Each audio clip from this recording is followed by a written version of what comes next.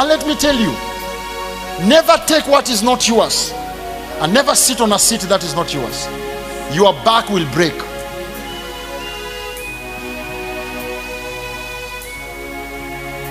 But the more worse, it's now the innocent people who are dying. Who will be accountable for that? Because why are they dying? Why are they dying?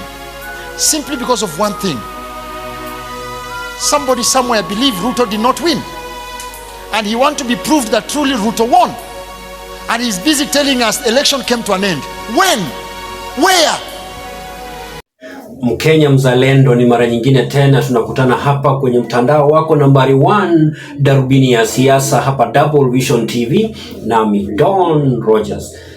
Ningependa tuangalie vile kanisa sasa hivi linaweza kumpinga zaidi Daktari William Samoei Arap Ruto, ambaye ndiye rais wa 5 wa nchi yetu ya Kenya. Manake ukiangalia kutoka juma lililopita, kanisa limekuwa likimtoa makosa sana Rais William Ruto. Tuliangalia nafikiri juma lililopita, kasisi wa Katoliki pale akiweza kusema kwamba Rais William Ruto ni kichwa ngumu, na pia hayuko tayari kusikiza mtu yeyote isipokuwa kujisikiza yeye mwenyewe. Wakati huo tuliona viongozi wale ambao wako kwenye upande wa Kenya Kwanza, ambao ni wandani wa William Ruto, wakiweza kumtetea na kusema kwamba kanisa hilo limeweza kulipwa na aliyekuwa rais Uhuru Muigai Kenyatta ili waweze kumshambulia rais wa sasa. Na kusema ukweli, sisi wakati tunaangalia kwenye pale mitandao, tunapoangalia kwenye magazeti pale, kwenye runinga zetu, tunaona vile Ruto anazungumza kama mtu ambaye hajali. Kwa hivyo kuna nabii fulani hapa ambaye ningependa nikuchezee video yake, ameyatamka maneno mazito sana kuhusiana na uongozi wa William Ruto, ambapo amesema kwamba iwapo Rais William Ruto hataweza kurekebisha mienendo yake, huenda uongozi wake ukakumbwa na madhara makubwa zaidi, kuhusiana na vile unajua wakati mwingi unapotumia jina la Mungu vibaya, Mungu huja na kukuchapa kiboko. Tunafahamu kwamba tuna manabii wengi wa uongo ambao wanatumika kueneza mambo ambayo sio ya ukweli. Hata wakati wa kura zikipigwa pale, manabii wengi sana walijitokeza na kusema kwamba wamezungumza na Mungu, na Mungu amewaonyesha kwamba Ruto ndiye kiongozi mzuri. Na hao manabii ama mahubiri, tumeona baadhi yao wakiweza kujitenga, manake wameangalia uongozi wa Ruto wakaona kwamba uongozi huo umejaa dosari na wameweza kujiondoa pale. Sasa hivi tunapozungumza, wahubiri wengi hata wenye nimezungumza na wao na wengine ambao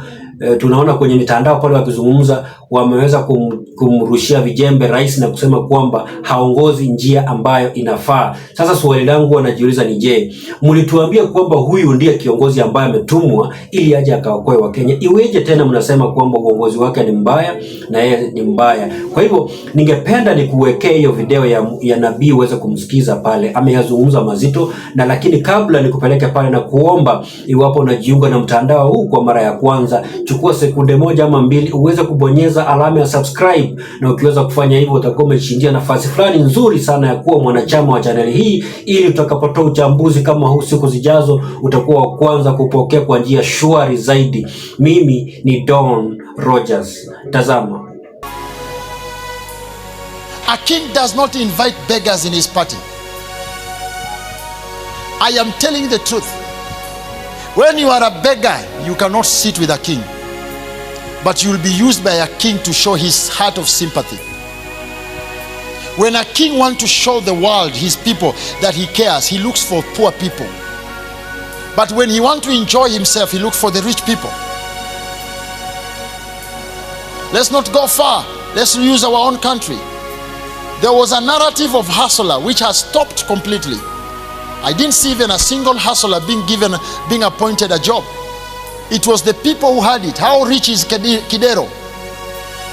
Kidero is damn rich, but there were the people being given job.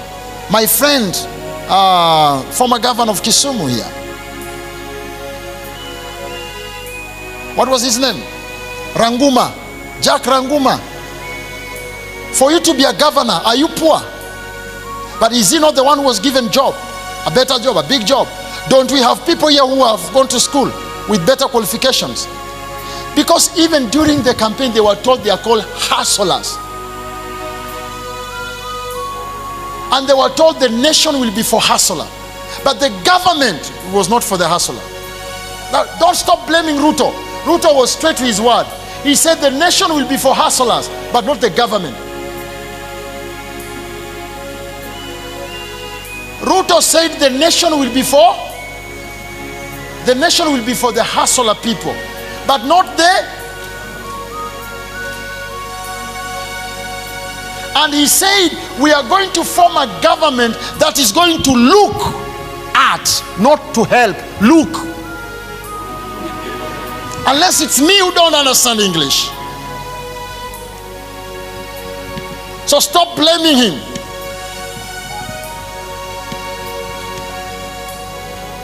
And indeed, they are looking at us.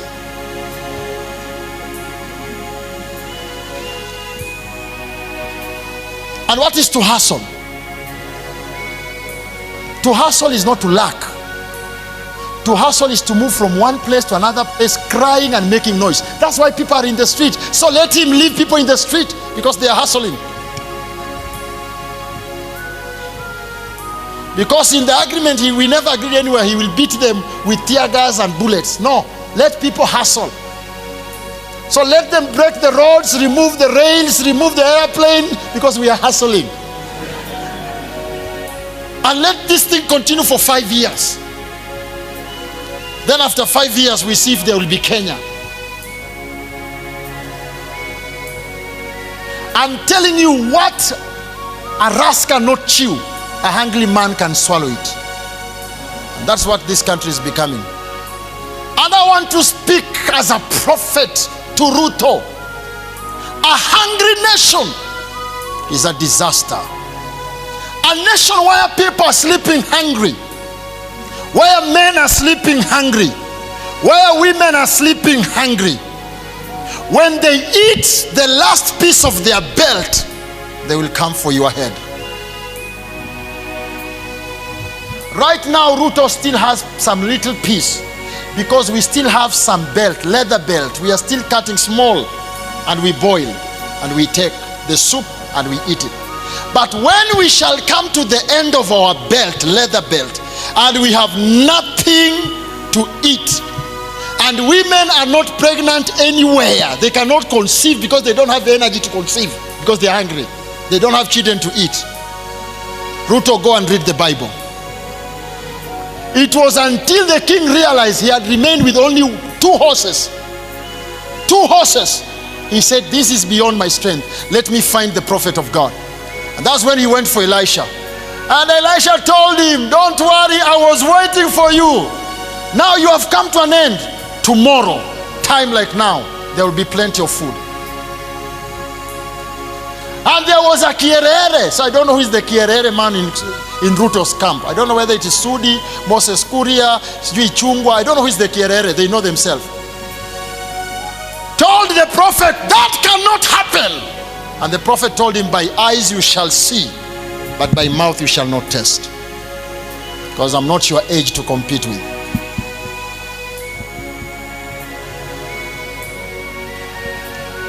Because the nation of Israel had sinned against God. But Ruto has sinned both to God and men. Ruto has sinned both to God and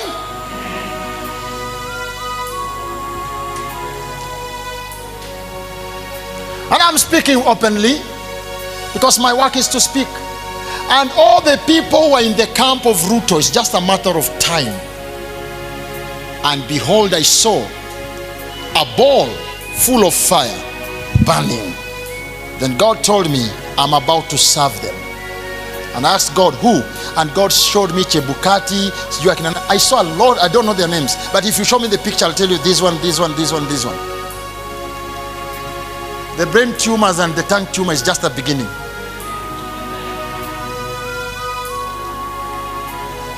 They sinned both to God and to the land, and the motherland is against them. And let those who want to say I'm a political pastor say, because the answer is just simple and one. Even God is asking, Ruto Samoi, prove to me that my people chose you. And the only thing that you can use to prove is not the tens of thanksgiving you are bringing to me. It is the server. Open it to men and to God. Open it both to man and God. If it was bought by Kenyan money, Kenyan tax, unless Ruto bought it with his own money, if it was all our money, we are the very people dying for what we bought. Just bring it out and open it. Isn't it all that we are asking? Yes. Bring it and open and say, brothers and sisters, here it is. I have opened. Let the world come and go through it and confirm that truly I want this. See if the Lord will not make us change the speech. And not only shall we change the speech, we shall also open for you the doors of this nation. But failure to that. And let me tell you, never take what is not yours, and never sit on a seat that is not yours. Your back will break.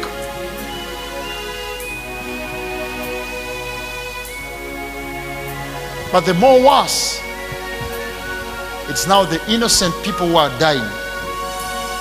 Who will be accountable for that? Because why are they dying? Why are they dying? Simply because of one thing. Somebody somewhere believed Ruto did not win. And he wants to be proved that truly Ruto won. And he's busy telling us the election came to an end. When? Where? Came to an end to who? Is 6 million a little number that Ruto should ignore? A difference of 200,000. Is it a small number? Look at the level of corruption in this country right now. Yesterday I saw a clip. I was so shocked and so ashamed. People are being given money to attend a function. Truly, if that thing was true, where do they have this money to give people when people are crying and suffering?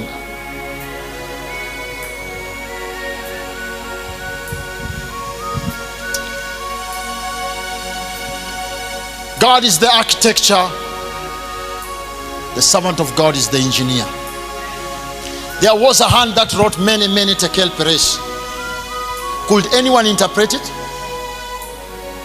The king was feasting with his great men. People who sit next to the king are intellectual people, well-trained, well-learned people. But they couldn't interpret that. And the king had to find out who can. And he was told, among your servants, there is one called Daniel. He has the Spirit of God upon him. He can tell the meaning of the writings. And so Daniel was brought into the picture. When Daniel was brought into the picture, he looked into the picture and said, that is simple. It simply means the Lord has looked at you and he has put you on a measuring scale and he has found you less of his expectation. And so this kingdom is too big to be given to one person. It has been divided to two people, the Medes and the Persian. Not tomorrow, but now. And the Bible says, and immediately Daniel finished the translation. What happened?